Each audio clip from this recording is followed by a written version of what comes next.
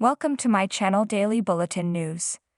The unlikely Ali EJ could turn to when the whole truth comes out, and what Alex's story desperately needs.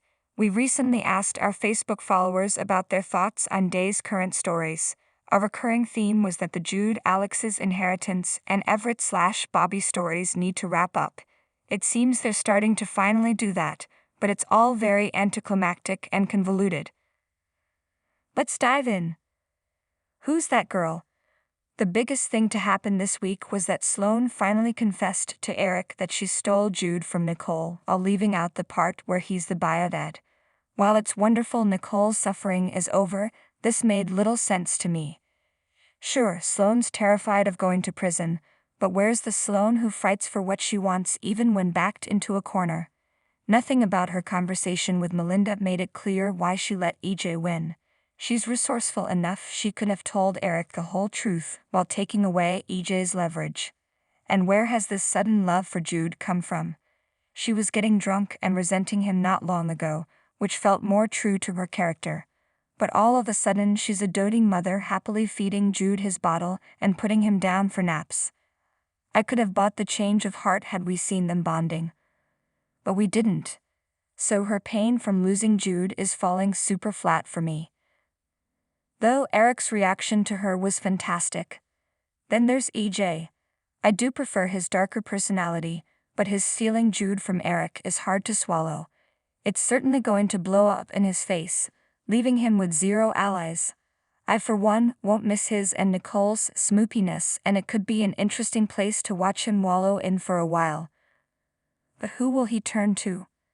Melinda's going to need an ally should the walls close in on her. Now that she's DA again, she could do him favors in exchange for him ignoring the fact that she helped Sloane steal Jude in the first place. The there and the spare. As for the Alex story, the biggest problem is there are no real stakes. For starters, we don't see the toll it's taking on his and Justin's relationship because they never interact. It's likely due to Wally Kurth's general hospital schedule, but hearing Alex dismissively call him Justin instead of Dad over the phone doesn't cut it. Maybe if Alex's spending spree gets out of hand or he invests in a bad deal or risks the company, there might some be weight to it. As it stands, the reveal will just knock Alex down a few pegs. As for the real there, Xander's life is the most perfect it's ever been.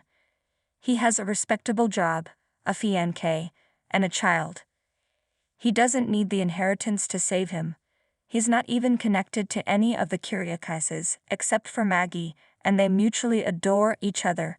Since Sarah was so focused on his mother a couple of weeks ago, I need her to arrive in Salem to create some havoc, just as her son's about to have it all. Is that who Serena Scott Thomas is playing? Who's the real villain? Back to Alex. While it's super slimy that he's going back and forth between Kristen and Theresa, I could live with it if I understood his motivations. We were led to believe he truly cared for Theresa, but then he tried to make her jealous despite her always wanting to be with him, which led him to sleep with Kristen. Now he's inviting Theresa to move into the mansion while still seeing Kristen on the side. But why? I catch myself feeling bad for Theresa, and then I remember she set all of this in motion by engineering Alex as Victor's heir. But again, that's super inconsistent. She's seemingly into Alex, but then just his money, and then Brady. If these were all murky, mysterious character choices, it'd be one thing, but it feels more like continuity issues. Odds and ends.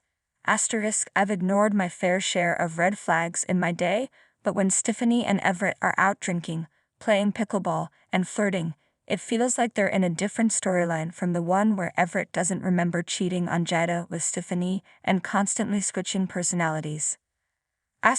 Where's Rita? I need more of her than just getting screamed at off-screen by EJ. Chanel wants to tell all her and Johnny's friends that they're expecting, except they have none. Confident, charming, 20-something Leo Howard should have been cast as part of their demographic instead of as the awkward teenage Tate.